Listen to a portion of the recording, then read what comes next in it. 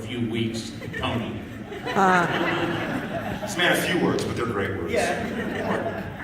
So I guess this film, it's like it happens all around you. You're like the straight man, and the film happens in your face and all that. What was that like?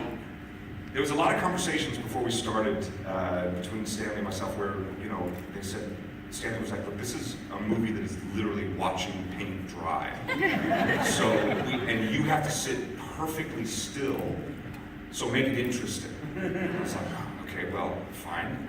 So it was really interesting to have sort of like the voyeuristic point of view, because the camera has its own point of view and the camera is its own voyeur. And I played the person who just watched and observed everything. So it was about emoting while not moving, and just being present and observant while also remaining totally still most of the time.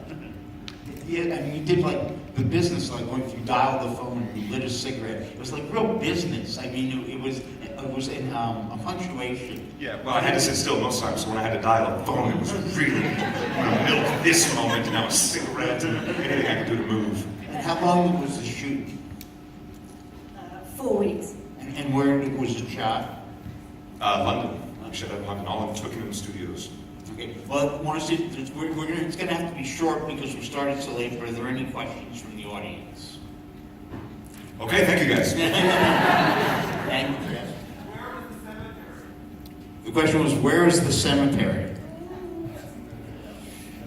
Okay, any other questions? It was in England. Kensal Rise. Yes?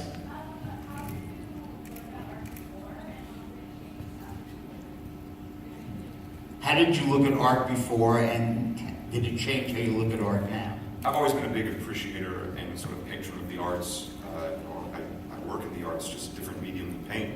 But getting to work on this was really getting an inside look at Giacometi's personal artistic struggle and process. So now when I go and I look at anything, whether it be in a gallery or in someone's home or whatever, I can appreciate the amount of work that went into it and the amount of dissatisfaction that would be inherent in the artist of like, this isn't good enough, let me redo this. And you see that it's not just something where people go, just throw some paint on this thing and there it's done. I mean, it really gives you that sort of inside look onto what the artistic process is for different people and how it manifests itself. Any other questions? Yes, over there.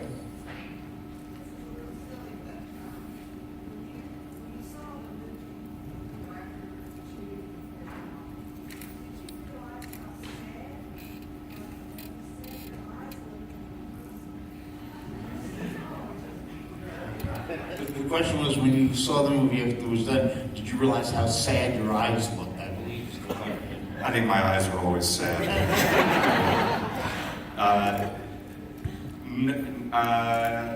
It's a very good question. I don't think so, but it's possible. What was it like being directed by an actor? It was amazing because Stanley is an incredible director. I mean, Big Night is one of my favorite movies of all time, and he's obviously an incredibly talented actor as well. So to get direction from an actor was incredible. Hold on one second.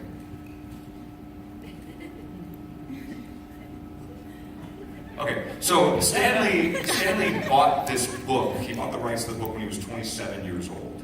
And he, I think, originally wanted to play the James Lord character.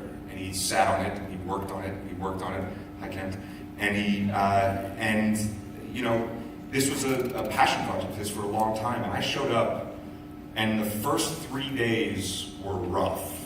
Like, they didn't go extremely well. I got a lot of, what are you doing? Don't do it like that. Do it differently. What? Okay, I'll do it differently. And I try something great, go, no, not like that. Just do it differently.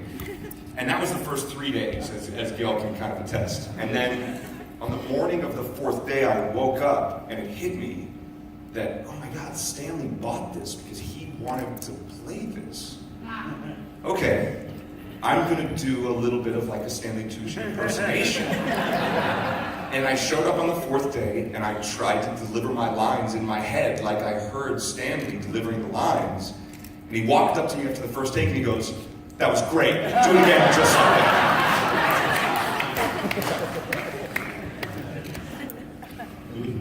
Yes, over there. You talked a little bit about how you talked to Stanley Tucci and developing your character. How about Jeffrey Rush and your conversation with him? So the question is, you talked a little bit about Stanley Tucci, but what about Jeffrey Rush? How did you guys work out working? And it must have been a little like, he got to really showboat. No, he had a great character. You know, Jeffrey is such a character. But my takeaway from this in regards to Jeffrey was, this guy is indefatigable. I mean, he has the energy reserve of someone who's 15. And he's just, we would shoot all day, and then we were staying in apartments in the same building. And we'd get home at the end of the day, you know, a full day of shooting, and he'd go, "Armie, why don't you come by my place and we'll go over the scenes for the next day?" And I thought that meant, you know, we'll read them through, we'll talk about them for a little bit, and then I'll go home and have a glass of wine and go to bed. And it meant that we were going to sit in Jeffrey's living room for 4 hours and talk about this and talk about it. And then we would do that all week. And then the weekend would come and I'd go, "Oh, great, a weekend, I can relax." And Saturday morning, I'd get a call from Jeffrey. "Armie, why don't you come by my place and we'll talk about." And then you would sit there for 8 or 9 hours and just rehearse and tweak and discuss. You know, I mean, your work with Jeffrey doesn't stop. Like, you're doing a movie with Jeffrey, you are working with Jeffrey 24 hours a day. He has just like such a love and zeal for what he does that he never wants to stop. So the process of working with Jeffrey was unending, really. I mean, it was amazing because also, you know, he's an actor that I've looked up to for so many years, you know, in terms of his talent and what he does, that to see that all of that doesn't come from him just breezing into set and, you know, "Oh, what are my lines today?" Like, there's never any of that. He's been working on these scenes for months and probably was up until 3 o'clock in the morning working on them the night before. So you see that it's not an accident, it's a product of dedication and really hard work. So the rehearsal process with Jeffrey is never ending. Unfortunately, we have to cut it short, so one more question. Yes, over there.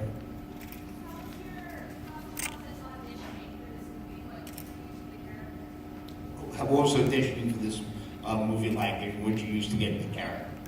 I didn't actually audition for this, you know, but I'll let Gail answer that. She's the producer. She probably has more insight. I think you were filming, weren't you, in Brighton or somewhere down, and Stanley took the train down to meet you.